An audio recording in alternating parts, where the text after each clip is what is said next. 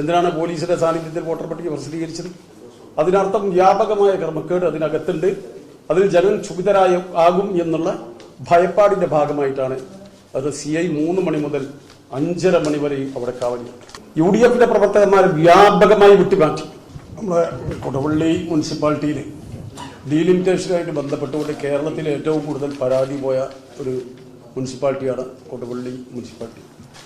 308 പരാതികളാണ് UDF ഡീലിമിറ്റേഷനുമായി ബന്ധപ്പെട്ടുകൊണ്ട് കൊടുത്തിരുന്നത്.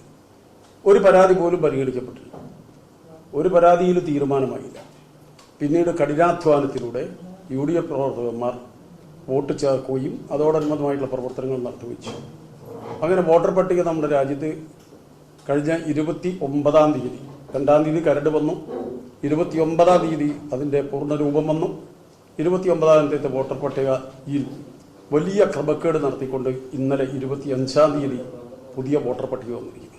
അതായത് 29-ാം തീയതി ശേഷം വോട്ട് ചേർക്കാനും തള്ളാനുമുള്ള അവസരമുണ്ട്. പക്ഷെ അതിനുള്ള ഒരു പ്രത്യേകത, ഇന്നലെ 25-ാം തീയതി വൈകുന്നേരം 5 മണിക്ക് വോട്ടർ പട്ടിക പ്രസിദ്ധീകരിക്കുകയാണ്. ആ പ്രസിദ്ധീകരിക്കുന്നതിന് കൊടുവള്ളി CI അതുപോലെ 10 പോലീസ് ഉദ്യോഗസ്ഥന്മാർ കാവലായിരുന്നു എന്നുള്ളതാണ് ഇതിന്റെ പ്രത്യേകത. എന്തിനാണ് പോലീസിന്റെ സാന്നിധ്യത്തിൽ വോട്ടർ പട്ടിക പ്രസിദ്ധീകരിച്ചത്? അതിനർത്ഥം വ്യാപകമായ ക്രമക്കേട് അതിനകത്തുണ്ട്. അതിൽ ജനം ക്ഷുഭിതരാകും എന്നുള്ള ഭയപ്പാടിന്റെ ഭാഗമായിട്ടാണ് അത് CI 3 മണി മുതൽ 5:30 മണി വരെ അവിടെ കാവലിയുണ്ട്. ഇതുവരെയും ഒന്നും നോക്കാത്ത പോലീസ് ഈ വോട്ടർ പട്ടിക പ്രസിദ്ധീകരിക്കുന്ന അവസരത്തിൽ വന്നത് വലിയ തോതിലുള്ള ക്രമക്കേടും അതുമാത്രമല്ല ജനാധിപത്യ വിരുദ്ധമായ പ്രവർത്തനങ്ങളും അവർ നടത്തിയിട്ടുണ്ടെന്ന് ഉദ്യോഗസ്ഥന്മാർക്ക് തന്നെ ബോധ്യപ്പെട്ടുകൊണ്ടാണ്.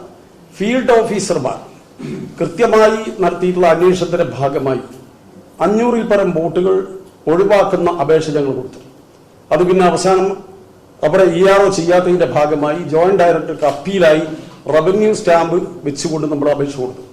റവന്യൂ സ്റ്റാമ്പ് വെച്ചുകൊണ്ട് ജോയിന്റ് ഡയറക്ടർ അപ്പീൽ കൊടുത്തിട്ടും അതിൽ ഒരാളെപ്പോലും ഒഴിവാക്കാതെ കള്ള വോട്ടുകളെ അതിൽ തന്നെ നിലനിർത്തി എന്നുള്ളതാണ് രണ്ടാമത്തെ വിഷയം. നമ്മൾ ആലോചിക്കേണ്ട. അതേസമയം UDF പ്രവർത്തകന്മാരെ വ്യാപകമായി വിട്ടുമാറ്റി. അവരുടെ കൃത്യമായി അവരുടെ എന്താ പറയുക, ഒരു വോട്ടർ പട്ടികയിൽ നിന്ന് പേര് ഒഴിവാക്കുകയാണെങ്കിലും ചേർക്കുകയാണെങ്കിലും ആ വോട്ടർ പട്ടിക 7 ദിവസം നോട്ടീസ് ബോർഡിൽ പ്രദർശിപ്പിക്കണം എന്നാണ് ചട്ടം പറയുന്നത്. 1 മണിക്കൂർ പോലും പ്രദർശിപ്പിക്കാതെയാണ് ഇന്നലെ വൈകുന്നേരം 5 മണിക്ക് ഈ വോട്ടർ പട്ടിക വന്നത്. ആ വോട്ടർ പട്ടികയിൽ ഒരു 26-ാം വാർഡ് ഡിവിഷൻ 26 338 വോട്ടുകൾ 28ലേക്ക് മാറ്റിയിരിക്കുക. അതാണ് 26-ന്റെ വോട്ടർ പട്ടിക. ആ വോട്ടർ പട്ടികയിൽ 338 വോട്ടുകൾ പോകുന്നതിനോടുകൂടി ആ ഡിവിഷൻ വോട്ടർമാരുടെ എണ്ണം 700 ആകുകയാണ്. അതേസമയം 28-ാം ഡിവിഷൻ എന്ന് പറയുന്നത് UDF വലിയ സ്വാധീനമുള്ള ഡിവിഷനാണ്. ഭൂരിപക്ഷത്തിന് വലിയ ഭൂരിപക്ഷത്തിന് ജയിക്കും. ആ ഡിവിഷനിലേക്ക് 338 കൂടി ചേർത്ത് ഞങ്ങളുടെ ഭൂരിപക്ഷം വർദ്ധിപ്പിക്കുകയാണ്. ആ അവിടെ ഭൂരിപക്ഷം 28 കൂടുമ്പോൾ 26-ാം ഡിവിഷൻ LDF കിട്ടും എന്ന കണക്കിന്റെ ഭാഗമായിട്ടാണ് ഇത് ചെയ്തത്. അപ്പോൾ 26-ാം ഡിവിഷൻ അവിടെ എന്താകും? 28-ാം ഡിവിഷൻ നമ്മളെ സംബന്ധിച്ചിടത്തോളം 1500 വോട്ടിലേക്ക് പോകും. 1500 വോട്ടിലേക്ക് പോകും. 26-ാം ഡിവിഷൻ 700-ആയി മാറുമ്പോൾ 1500 വോട്ടിലേക്കാണ് ഈ 28-ാം ഡിവിഷൻ മാറുന്നത്. എത്ര അശാസ്ത്രീയമാണ്, എത്രമാത്രം പരസ്യമായ കാര്യമാണിത്. അപ്പൊ അതുപോലെ തന്നെ എല്ലാ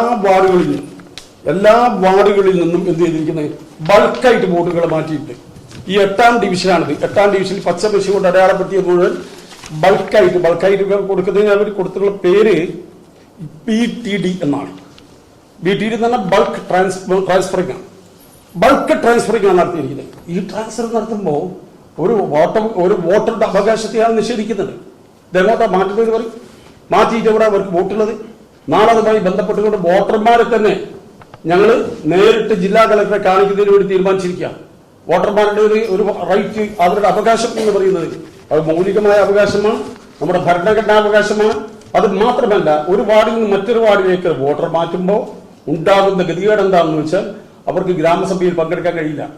നിന്റെ വീട് ഇപ്പോൾ 18-ാം ഡിവിഷനിലാണെങ്കിൽ ഇന്ന 20ലേക്ക് മാറ്റിയാൽ 18-ാം വാർഡിൽ നടക്കുന്ന വാർഡ് സഭയിൽ എനിക്ക് പങ്കെടുക്കാൻ പറ്റില്ല. അപ്പോൾ എനിക്ക് കിട്ടേണ്ട ആനുകൂല്യങ്ങൾ, നമുക്ക് സാധാരണക്കാരന് കിട്ടേണ്ട ആനുകൂല്യങ്ങൾ ലഭ്യമാകാതെ പോകുന്നു. ആ വാർഡ് സഭയിൽ കയറാൻ കഴിയുന്നില്ലല്ലോ.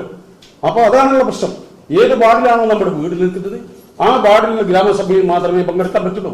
അപ്പോൾ വാർഡ് ഗ്രാമസഭയിൽ പോലും, അതായത് കിട്ടേണ്ട ആനുകൂല്യങ്ങൾ പോലും നഷ്ടപ്പെടുന്ന രൂപത്തിലുള്ള തികഞ്ഞ ജനാധിപത്യ വിരുദ്ധമായ പ്രവർത്തനമാണ് ഉദ്യോഗസ്ഥന്മാർ സ്വീകരിച്ചത്.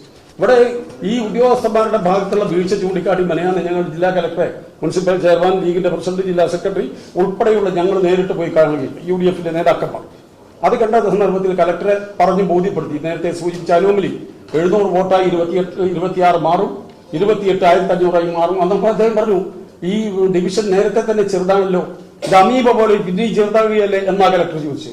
എന്നിട്ട് എന്തെങ്കിലും മാറ്റം ഉണ്ടായോ? ഒരു മാറ്റം ഉണ്ടായില്ല. വളരെ വ്യക്തമായി അദ്ദേഹത്തിന് ബോധ്യപ്പെടുത്തിയിട്ടും ജില്ലാ കലക്ടറും അതുപോലെ തെരഞ്ഞെടുപ്പ് ഉദ്യോഗസ്ഥനും ജില്ലാ മജിസ്ട്രേറ്റുമായിട്ടുള്ള കോഴിക്കോട്ടെ ജില്ലാ ഇലക്ഷൻ ഉദ്യോഗസ്ഥനായിട്ടുള്ള കലക്ടർ അതിൽ നീതി തന്നില്ല എന്നുള്ളതാണ് ഞങ്ങൾക്കുള്ള ഏറ്റവും വലിയ പ്രയാസം. അതായത് ഈ രാജ്യത്ത് കേരളത്തിൽ നീതി കിട്ടാത്ത ഒരു തെരഞ്ഞെടുപ്പാണ് നടക്കുന്നതെന്നതുകൊണ്ടാണ് ബഹുമാനപ്പെട്ട കോടതിയെ നമ്മൾ സമീപിച്ചപ്പോൾ കോർപ്പറേഷൻ ഉത്തരവ് വാങ്ങിയത്. സമാനമായ ഒരു ഉദ്യോഗത്തിൽ കോടതിയിൽ നിയമപരമായും രാഷ്ട്രീയമായും ഇതിനെ ഞങ്ങൾ നേരിടാൻ വേണ്ടി പോവുകയാണ്.